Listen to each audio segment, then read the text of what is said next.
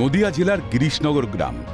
গ্রামের প্রবেশপথে জলজল করছে মুখ্যমন্ত্রীর মুখ দেওয়া ব্যানার, লেখা সজল গ্রামে স্বাগত।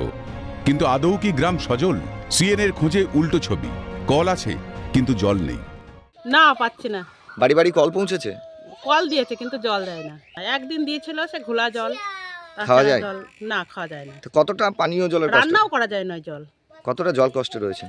খুব কষ্ট আছে আমাদের এই পারে কলের জলে, মানে খুব আয়রন জল, খাওয়াই যায় না আমাদের কলের জল। সেদিকটার দিক দিয়ে সজল যেটা আমরা বুঝি যে যেটা প্রাপ্য সেটা যখন পৌঁছাবে সেটাই তো তখন ঘোষিত হবে। প্রাপ্ত হওয়ার আগে যদি সেটা ঘোষিত হয় তার জন্য সরকার দায়ী। জল জীবন মিশন প্রকল্পে প্রতি ঘরে পানীয় জল পৌঁছে দিতে খরচ হয় প্রায় 1 কোটি টাকা। ব্যয় বরাদ্দও লেখা হয়েছে রাস্তার পাশে, কিন্তু কাজ কোথায়? সজল গ্রাম হিসেবে ঘোষিত হলেও তারাপুর পঞ্চায়েতের গিরিশনগর গ্রামের বাসিন্দারা বঞ্চিত পানীয় জল থেকে। আজও কলসি কাঁধে জল আনতে যেতে হয় বহুদূর। চাইছি যে জল প্রতিদিন যদি আসে আমাদের একটু সুবিধা হয়, কারণ আমাদের কলের জল তো পান করার মতো না। মানে কল দিয়ে থেকেই জল নেই। কতটা সমস্যা হচ্ছে? প্রচুর সমস্যা। আমাদের তো কিনে খাওয়ার পয়সা পর্যন্ত নেই যে জলটা কিনে খাবো। আমরা নোংরা জল খেয়েই আছি। আমাদের বাড়ির থেকে একটু অনেকটা দূরেই যেতে হয়, অন্যজনের কল থেকে জল নিয়ে আসি। আমাদের কলের জলও ভালো না, তার জন্য খুব সমস্যা। বাদ যায়নি রাজনীতির তরজা।